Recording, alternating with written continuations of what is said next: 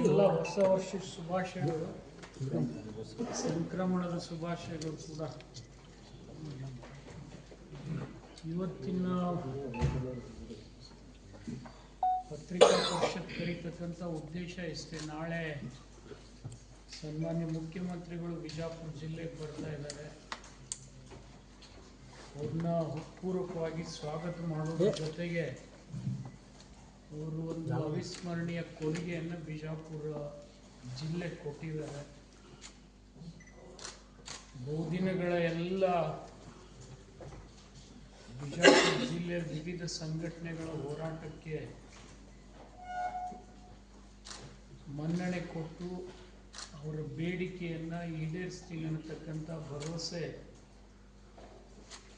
ಅವರು ನಿನ್ನೆ Haveri medical college ಉದ್ಘಾಟನೆಯಲ್ಲಿ ಪ್ರಕಟಣೆ ಮಾಡಿದ್ದಾರೆ. ಆ ಹೋರಾಟಗಳ ಜೊತೆ ಅನೇಕ ಜನಪ್ರತಿನಿಧಿಗಳು ಕೂಡ ಒತ್ತಾಯ ಮಾಡಿದ್ವಿ. ಅವರ ಎಲ್ಲರ ವಿಚಾರಕ್ಕೂ ಮಾನ್ಯ ಮುಖ್ಯಮಂತ್ರಿಗಳು ಮನ್ನಣೆ ಮಾಡಿದ್ದಾರೆ. ಬಿಜಾಪುರ ಜಿಲ್ಲೆಗೆ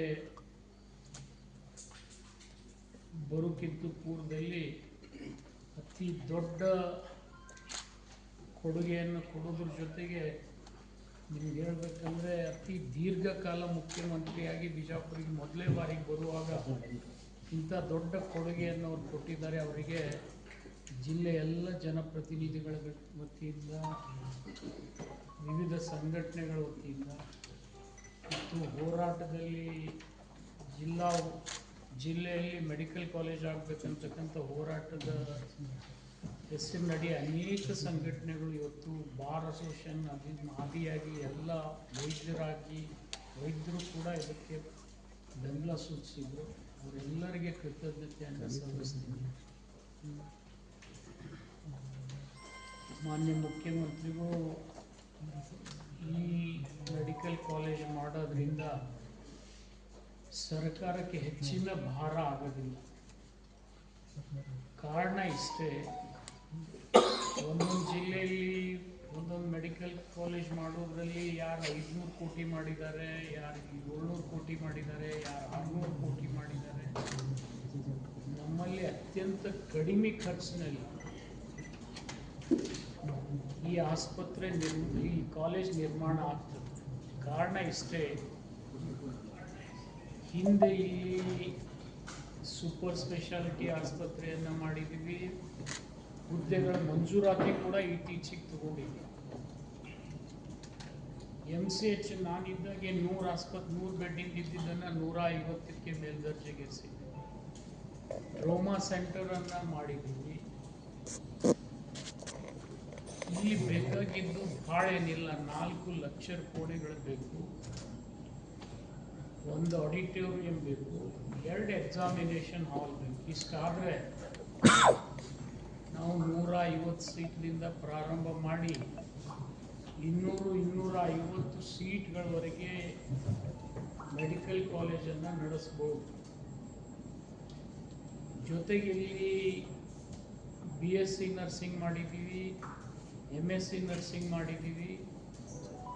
ಮೊದಲೇ ಇಲ್ಲಿ DNB ಅಂತ ಹೇಳಿ ಒಂದು ಕೋರ್ಸ್ ಇರುತ್ತೆ, ಅದು ಕೂಡ ಮಾಡಿದ್ವಿ. ಈಗ ಇತ್ತೀಚೆಗೆ PG ಕೂಡ ಬರ್ತಾ ಇದೆ, ಪೋಸ್ಟ್ ಗ್ರ್ಯಾಜುಯೇಷನ್ ಕೋರ್ಸ್ ಕೂಡ ಇಲ್ಲಿ ಬಿಜಾಪುರ ಜಿಲ್ಲಾ ಆಸ್ಪತ್ರೆಗೆ ಬರ್ತದೆ.